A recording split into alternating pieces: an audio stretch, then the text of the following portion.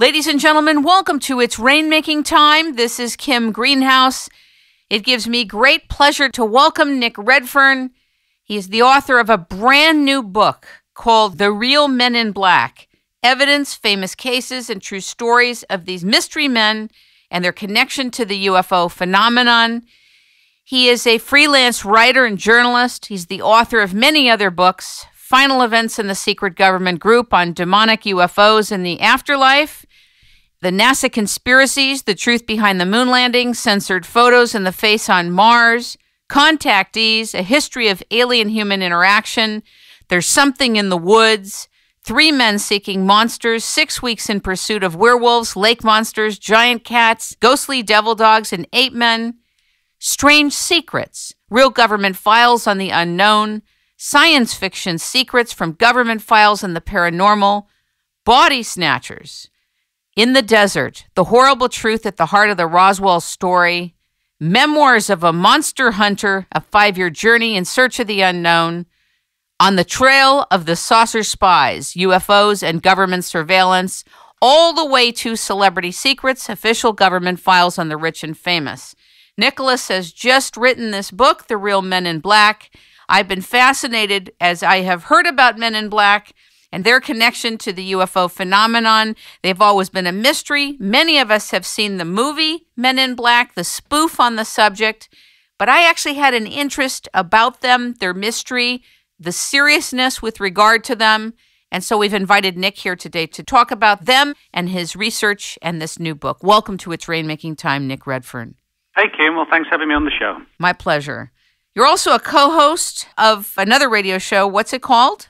It's called Exploring All Realms, and it airs every Thursday night at 8 p.m. Central. And I co-host with a friend of mine from Michigan named Raven Mindell, and we cover everything from UFOs, Bigfoot, lake monsters, ghosts, ESP, conspiracies. And if you type in Exploring All Realms on the internet, you'll find it immediately. All right, so Exploring All Realms. I like to let people know what other people are doing, and authorship and research and journalism is your realm, but you're also co-hosting a show of your own with your associate. Here's my question to you. You explore a lot of dark stuff, a lot of interesting stuff, and a lot of mystery. Why Men in Black? Well, I think you sort of hit on the point in the beginning, Kim, when you said, you'd seen the Men in Black film, as most people have.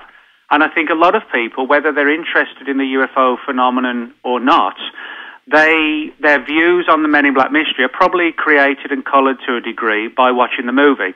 Now, in the film, the characters portrayed by Will Smith and Tommy Lee Jones are essentially presented as the agents of a secret arm of the government whose task it is to hide the truth about UFOs and to threaten witnesses into silence and get them not to talk about their experiences, etc. Now, there certainly is an aspect of that to the Men in Black phenomenon, but many people have assumed that that's all there is to it. And when I was, often lecturing at conferences and, questions would come up in the Q&A after the lectures, very often people would ask about the Men in Black, are people really being silenced? And it was clear to me that many people were taking the assumption that, what Hollywood says was gospel, basically. But the truth of the matter is, I point out in the book, the Men in Black mystery is far stranger.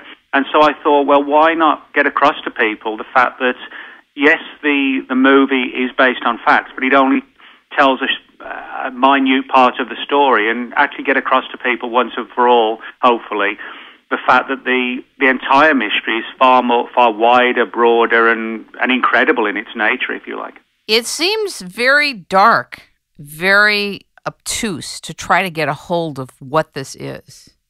Yeah, I think, when you look into the stories, the natural first assumption is because they're called the Men in Black because, they're reported as dressing in black suits and sort of 1940s and 50s style fedora and Homburg type hats.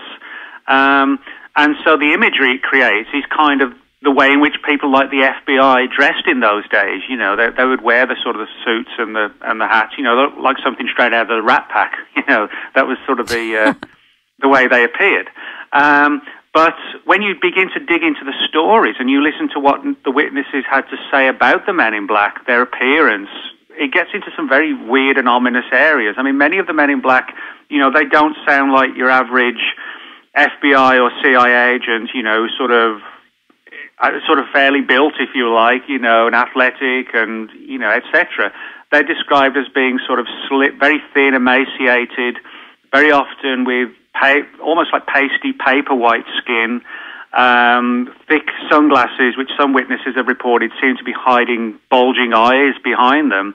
And they seem to exude this sort of air of menace and dread and doom, which the person actually almost sort of soaks up. They can feel it emanating from these entities. And, of course, this has led to numerous theories, some of which I support, the idea that there are actually several categories of Men in Black.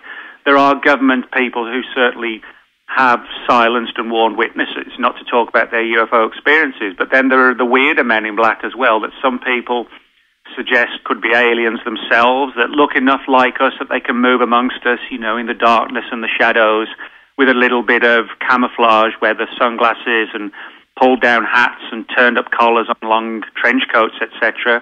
Other people suggest things like time travelers or even paranormal or occult entities, enter the picture as well. So I think it's not a case of who are the Men in Black, it's who are the Men in Black in this category versus the Men in Black in that category and that category. And that's what makes it so problematic and difficult to sort of get to the heart of the mystery. I like that in some of the writing you talked about how some of the witnesses that have come forward who had kind of sketchy psychological profiles, if you will. They were into dark stuff, they were into Ouija, they were into dark things and preoccupied with darkness. Yes. So I thought that was really good of you to show that it wasn't just these entities appeared, but these people were tampering in this domain, this realm. Yeah, a lot of people don't realize this, that the Men in Black mystery essentially kicked off in the early 1950s with a UFO researcher named Albert Bender. And he lived in Connecticut, and he set up a UFO organization in 1952 called the International Flying Saucer Bureau. And Bender was an unusual character. He was deeply into UFOs, but he was deeply also into the world of the occult, both in fact and fiction, in the sense that he was a deep follower of the literary works of people like H.P. Lovecraft and Edgar Allan Poe. But he was also heavily into the occult in the real world. And on top of that, he lived in sort of a creaky, floorboarded attic in his stepfather's home. So, in other words, he was someone who lived sort of pretty much a solitary life in this period, dominated by the occult and UFOs, which isn't necessarily a healthy position to be in. You need time away and not to become obsessed and just overwhelmed by this sort of stuff.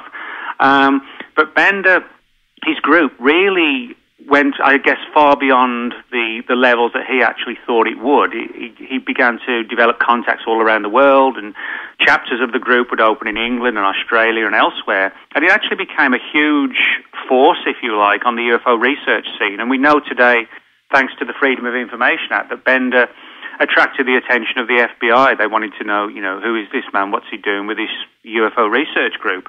But Bender, as I said, was heavily dabbling into the occult. And it was at the height of his UFO research and his occult research that Bender said that he was visited by these three Men in Black. Now, the story that did the rounds and the rumors in the UFO research field in the early to mid-50s when this occurred was that Bender, because he quickly closed down his research group, the theory was that he'd been silenced by some agency of the government. And the initial story did sound like that. But when Bender himself went public in 1962, long after he got out the subject, he said that, no, these weren't government people. He said they were far stranger. He said they kind of just literally manifested in the attic.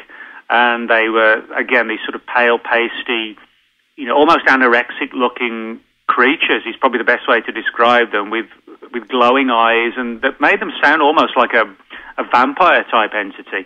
And he said he was basically shocked out of his wits and quit UFO research. So, a lot of people don't realize that the Men in Black mystery from its early days was far more sort of embroidered in the occult than it was in sort of X-Files type stories.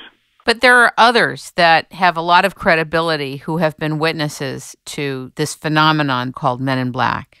Can you talk about them? Yeah, sure. I mean, this is